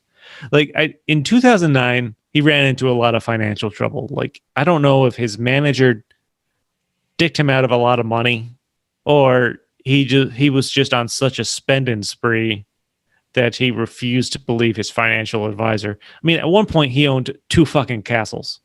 One in Germany and one in England or something like that. I think that's what it was right there. I think it was his spending spree. And so he's eventually gets to a point where he's, losing money. And all these properties he's bought is being sold at auction. He's losing money, and he's basically taking roles left and right in anything he can get. But his acting style hasn't changed. You know what? Maybe it's he had better actors in the movie with him. Like we'll go with Face Off with the incredible what the fuck is his name? John Travolta. Or back in the day, Gone in 60 Seconds, just because those are 2 movies that I know I enjoyed. Yeah. Angelina Jolie. And it's like those people carried the movie. And I mean, as far as Gone in 60 Seconds, again, beautiful women, beautiful cars. Face Off, John Travolta. Simple as that. And so you think it was a combination of just big aspects that made Nicolas Cage tolerable? Between that and, I mean, these movies were in the 90s and early 2000s, so we kind of had a different feel for it. I mean, especially the older people, I was like, if I was a kid then. Yep. So they had like a different feel for it as far as like now goes. Like we watch movies different. We understand movies different. We review movies different. And like then, like 80s, you can get away with a lot of bullshit. 80s, you can get away with the corny cheese, just good music. You could have an 80s movie can have a good soundtrack, a few cool sound bites, cool clothing, and be a good movie. Honestly, that's my opinion. I could be wrong, but that's how the 80s was. 90s kind of similar, but it kind of like died off. And I feel like the more Nicolas Cage acted, like especially nowadays, I'm just like, I feel like he's still acting in like that 80s-ish Nicolas Cage kind of acting, but 80s / trying to act up to now standards, or now, not standards necessarily, but like now's like style of acting. Yep. And I just can't do it. And I feel like I feel like Nicolas Cage is the same person in every fucking movie I've seen him. No, he is. If not the exact same, there's those imprints. He doesn't have very much range. He doesn't have much range, and that's what hurts him. And that's why like I said earlier in the episode, he would be a better voice actor than an actual actor, visual actor, so to speak. I don't know how to. But at the same time, he hasn't hurt for work, like we talked about. He's been putting out anywhere from 4 to 6 movies a year. True. For the last 8 years. But you got to look at it like this, though. I'm sure a lot of those films were, even if they were like on a bigger scale, they were indie films. So it's like, that's the biggest name people can get. So why believe it or not, Nicolas Cage does have fans. And it's like, why not get the biggest name we can get for whatever price it is, and we'll throw him this money. And even if we give him the more money than the act, you know what I mean? Like, say the budget is $200,000. We're giving Nicolas Cage $100,000, $150,000, and the rest goes into the movie and the rest of the actors and shit. I don't know. I'm just throwing that random shit out there. But I feel like he's taking any role. I feel like he needs the money. He likes the exposure. He probably likes acting. I'm sure he likes acting. He likes exposure. Oh. Maybe he needs the money because he probably spends money on stupid shit. I have no idea. I have no doubt part of it is, obviously just taking any role he could get for some time to pay off debts was part of it. But here's another interesting question. If you're getting like ridiculous amounts of solid movies, B, C level movies like that, where you have free range on how you want to approach the character, as opposed to, the big blockbusters that are, you have to do it this way. This is what we expect. Which way do you go? That's a good question. That's a really good question. I really feel, I mean, if it's me, I'd rather have the quantity, or no, the quality, sorry, instead of the quantity. Because with the quantity, you get watered down, especially if you're not the greatest. Yep. The quality, you could have 4 quality movies versus 10 quantity type movies or 20 quantity type movies, and those qualities will be people. Those 4 qualities will be the ones that people talk about versus those 20 quantity. They see your face all the time. It's like, oh my god, like, fuck, he's in this movie. Fuck, he's in this movie. Fuck, this movie sucks. Against, he was only in these 4 movies, or these movies were fucking amazing. I want to see more. Like, you're giving them the, how do you say it? You're giving them wanting more. Like, you're giving the people wanting more. I can't really word this because I'm drinking. Versus you're overdoing it to the point to where it's like overflow, pouring a cup of water, right?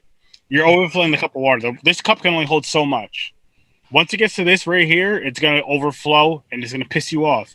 Yep. If it gets to right here, where it's at right now, and you're just pouring this much water, you're going to be thirsty. If it's a hot summer day, you're running, and people just keep pouring this much, you're going to be thirsty. You're going to want more. That's with acting, good movies. You're going to want more if it's just right here versus if it's overflowing and pouring out and spilling and it sucks. You know what? I had enough of this shit. Yeah. All right. Let's try wrapping this. We got to get towards the end here. It's been like an hour and a half, but let's throw out these last 2 Nick Cage facts and we'll try to wrap things up. Okay. So, you want to do the stalker or the octopus? Do number 2, man. Okay. Nick Cage fact number 2. He had a mime stalker. A mime fucking stalker. You know the... Yeah, I know. All that bullshit and the middle fingers and shit. That'd be me being mime. This would be me as a mime stalker for Nicolas Cage. Just flipping people off. All day. So, if you're famous, and it's kind of given that you're going to have to deal with obsessive, I don't know what that shit says. Obsessed fans every once in a while. Thank you, Chris. Yeah, well, it's at least one of us can read. Vodka and this Jack Daniels stuff, after a while you can't read. That's, that could be a great sponsor if you pay us.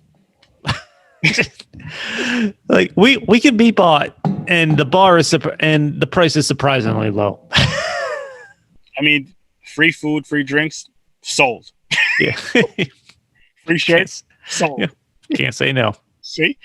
But oh fuck, I don't know if I can read this or not.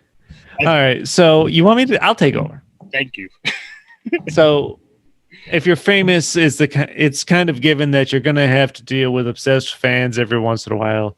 As befits a star with the weirdness quotient of Nicolas Cage, he had a totally bizarre stalker in a mime. So, while filming Bringing Out the Dead, an obsessed Cage fan showed up multiple times on the set, pantomiming a number of weird action until an actor got security to finally keep him out. So he had a mime stalker at one point. He would. He really would. Which is super weird. It is. But how would you feel if you had a mime stalker, Chris? I don't know. I've honestly, before I had read that fact about Nicolas Cage, that's not something I had ever thought of. I wish you had a mime stalker. And I'm just thinking of this as far as the show goes. Like, it's a lot easier to think if I had a stalker than it is if I had a mime stalker. Yes. I'm saying this, a mime stalker, just in the background, just, the mime doing the mime shit in the background as we're recording. And just like, will you fucking leave me alone shit through the episode here? Yes. Sit down. Stop it. Just insane. And last but not least, Nick Cage fact number 1, he once had a pet octopus. So Nicolas Cage is notorious for his prolific spending. So he spent a lot of money.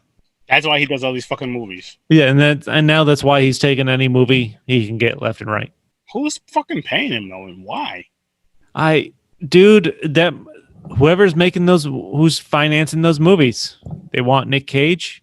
I read that in 2017 he was still worth $25 million, but he had bought so much property. He bought islands, he bought castles that have all been auctioned off for much lower prices at some point. I believe it. and he claims, and the lawsuits against his, accountant who supposedly didn't pay the taxes for him, or the counter lawsuits against Nick Cage about him not listening to his accountant about his terrible spending habits, things like, all kinds of stuff. Mm-hmm. We could have a whole nother podcast on that. But essentially, it seems like he's taken a lot of these movies the last decade to try to pay off these debts, if you just look at his IMDb. But so when it came time for him to get a pet for his house, no dog or cat would do. Instead, the actor dropped a bundle on an octopus, telling the press that he needed it to help him with his acting for some reason. Your guess is as good as ours exactly how that works. I don't know how a pet octopus helps you with your acting, but Nick Cage at one point had a pet octopus. I'm going to say this. That kind of makes sense because, like, an octopus's movements to us is kind of strange and weird, which is like his acting. Honestly, that's not one of the weirdest ones. If you're rich and you have some kind of large aquarium in your house, which I suspect isn't totally uncommon in that scenario. Okay, what's the weirdest, strangest thing you would buy if you were rich?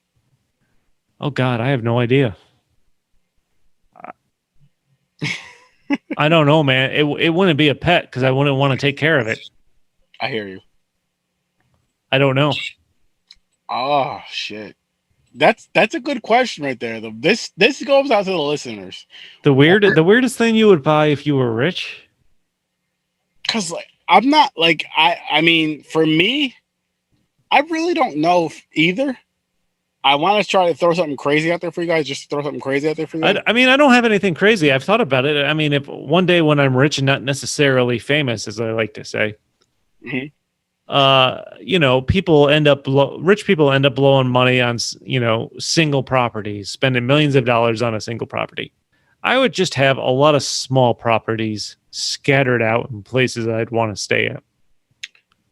You know what? Muscle cars. I would have, as far as like Camaros, Firebirds, all that stuff, I would have like every single generation of that car, Camaro, Firebird, Mopar car, all that stuff. That's not necessarily strange or weird, but that would be my thing. Like, fuck the Ferraris and all that shit. Give me muscle cars. And I'd open a good food spot. That'd be my thing. I'd open a nice, really, really good food spot. And the reason why I say this, food brings people together. If you can open an amazing food spot to where it's like here it is. It's not strange, but it's awesome. A multicultural food spot. So you have Italian, you have soul food, you have Spanish food, all across the board. You go to this one spot and get all this food, buffet style in a sense, but better because like buffet. I feel like buffet style food is just like, and I don't want to be disrespectful to this, but like kind of low quality. It'd be high quality buffet style food. So like, I get it. You know what I mean? You go there, you want to try some Indian food, so I could go try some Indian food or whatever the case may be. But like high quality, and that culture of that food, of like say the Indian food, Indians would be making that food. Italians would be making the Italian food. Soul food would be made by people who makes like from the South soul food, and so on and so forth. That would be amazing. That is what I would do. There you go. Money. And I know it's strange, but we gotta wrap this up, man. This has been a long podcast. But a couple quick notes before we wrap this up. I mentioned I watched 5 movies in 5 days. The other 2 movies I watched, because we talked about some of the others. One was called Primal. Nick Cage was in the jungle hunting all kinds of in the Brazilian jungle, hunting all kinds of exotic animals to sell for profit. That one, he eventually ends up on a large storage ship to bring these animals to Puerto Rico or Mexico to sell them. There's a fugitive locked up that gets loose and murders everyone on the boat. Nick Cage has to stop him. That one was fairly interesting. And then the other one was called A Score to Settle, where he takes the rap for his mob family when he was younger, spends 20 years in prison, gets out, and goes on a rampage to murder everyone that hid that secret. Also interesting. But of the movies I watched, definitely Looking Glass and whatever we were just talking about was Between Worlds was the most boring. So I don't recommend those. If you're gonna watch Nick Cage movies, there's a lot of them out there to choose. The trailers are misleading. I will give you that. Any closing thoughts on Nick Cage, sir? Yes. Fuck you. Short and sweet. I like it. I do have one question for you though, Chris. Yes. Why did you do this to me, though? Why did you watch 5 Nicolas Cage movies this week? Because as I started watching them, I think I talked about this briefly, and I forgot to finish my sentiment behind it. Nick Cage, when he takes a role, I think it's clear if you watch a couple of his movies, he fucking commits. I knew if I was going to follow through on this, and again, your hatred for Nick Cage was a motivator for me, but I need to fucking commit. And I fucking committed. You know what's crazy? As much as I dislike Nicolas Cage, I respect you a lot more for that answer. What are your final thoughts on this Nicolas Cage marathon? Listen, I'm not going to lie. I still want to watch his movie, Mandy. Good luck. I seen it. It's weird, crazy. That is one of his higher rated movies. I will say this. I'm not going to listen. This podcast wasn't about trying to shit all over Nick Cage. We did a lot of that, but people loved, The Rock, Face Off, Gone in 60 Seconds, those 90s, early 2000s movies, National Treasure, things like it. It's more of a mystery about when his career took that turn into obscurity and how he's trying to bring it back. Like in 2021, he took on the role of Joe Exotic. There's that popular Netflix documentary Tiger King, which I don't think you've seen. Have you? I have not. I've watched maybe one episode. No. He got super popular. He's taken on the title role in a scripted miniseries of that as Joe Exotic.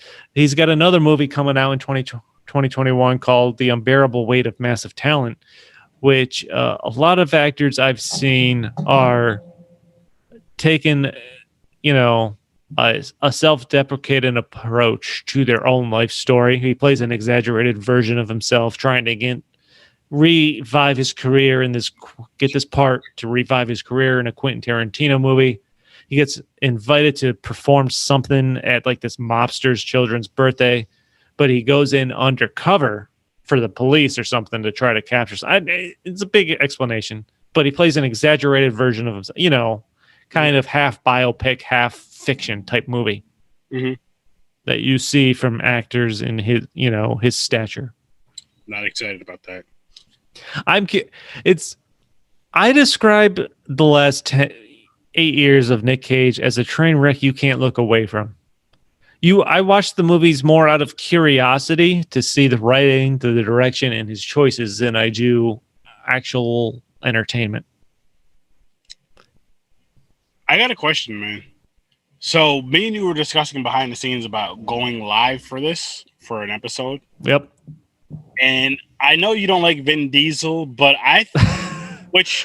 dude, podcast on Vin Diesel, but I want to do a more fun movie that we both actually enjoy for a live thing. No, I am all down for that. Like I said, this podcast is about all kinds of things, all kinds of topics, entertainment related we can come up with. This one was just happened to be a deep dive into Nick Cage and lesser known movies of his, more recent lesser known movies of his, of course. Which I do want to throw this out there again, and I know this is fucking Vin Diesel though. If we'll be on opposite, if you like Vin Diesel, we will be on opposite ends like we are right now. I'm really not a fan of Vin Diesel. He's just, I don't know. He's fucking awful. But no, what I was going to say is, I feel like every now and then, because I know we're both a fan of this, what I'm about to mention, we have to at least watch one episode every now and then. Scrubs. You want to? Okay, I'm down with that. You might be the Turk. I mean, you might be the JD to my Turk. I'm the JD to your Turk. And I feel like every now and then we got to throw. I feel like anybody that's seen us has to agree. It's probably not right if I call myself the Turk in this scenario. I mean, see, but the way me and Chris run, that could work. All right. But no, I got to be Turk. Turk is just Turk, and you're Turk by default. I am, and you're JD by default. Exactly, the nerdy white guy. You have a scooter named Sasha. I'm sure you do. I'm not. Once this is over, I'm going to watch an episode before I go to bed.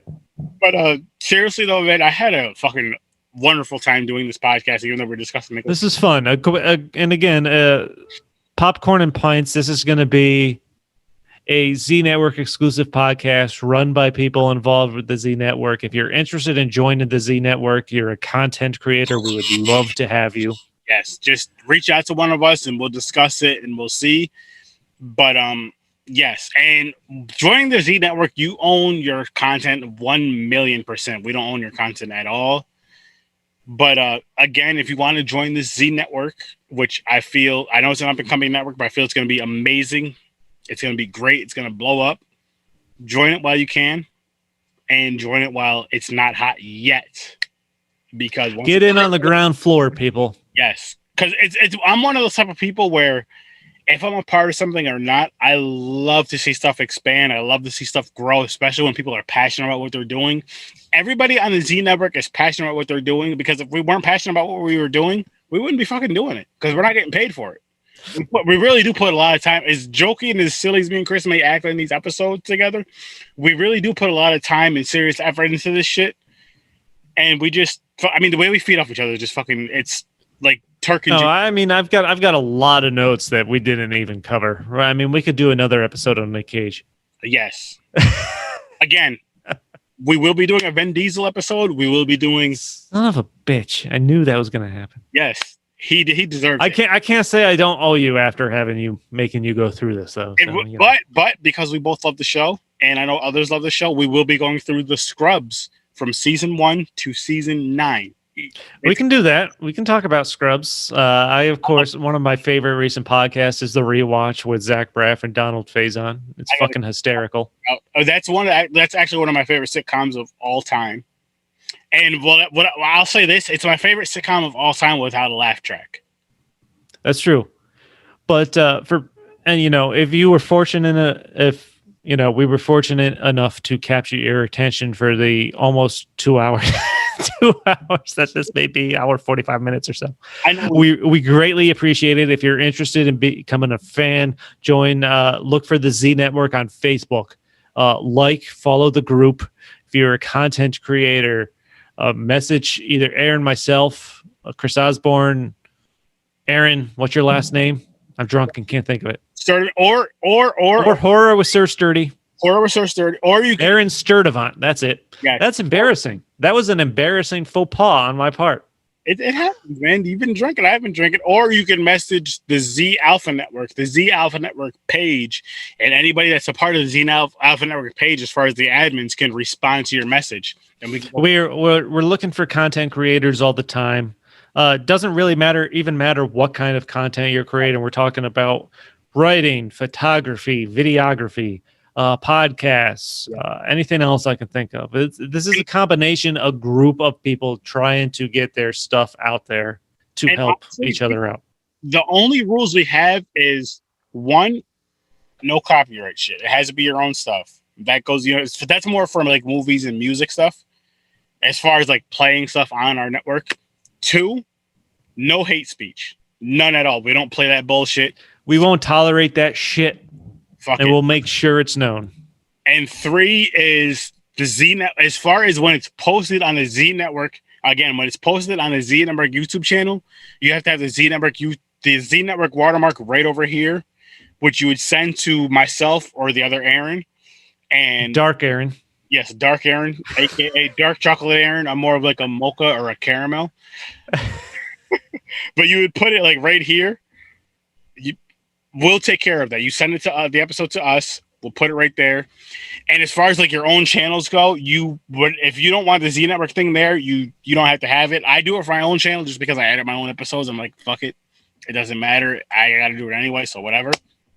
I do want to say thank you very, very much for the people who were crazy enough, drunk enough, high enough, intelligent enough, dumb enough, whatever you want to say, to listen to this full episode because you're going to get a lot of you're going to get a lot of fucking entertainment. There's going to be a lot of tangents. There's going to be a lot of diversions, I'll say. Yes. And you know what? It's natural. It's natural. That's what's going to happen. None of this shit's going to be cut. So, and I mean, Popcorn and Pints, if you ever want to be a fucking guest on the episode, hit us up. We're always looking for guest people involved with the network. We're talking about future wise. We're talking live streams, interactive shows. We're, all kinds of fun shit. Yes, it's going to be fun. It's going to be funny. We're not talking just movies. We're not talking just TV shows. You want to do a deep dive into, some entertainment specific topic. Mm-hmm. Popcorn and Pints is where it's at. Yeah, and I have to say this because we always talk about Anthony when me and Chris record. Anthony, we want you on an episode with us. You haven't been on an episode to babysit us yet. And I think you need to come on soon because me and Chris just keep going downhill. No, you know what? He could be the adult since he has 2 kids to, keep us on track. And we'll be his kids for the episode. He'll probably sponsor us. But seriously, though, people, thank you for watching. Thank you for listening. This is Popcorn and Pints. I really don't know what else to say about it. That's it, man. I think that was the official second episode right there. Yes, we'll be popping out everywhere. Thank you for watching. Later. Have a good night. Good night. All right, let me fucking hang on. God damn it. Oh, there it is.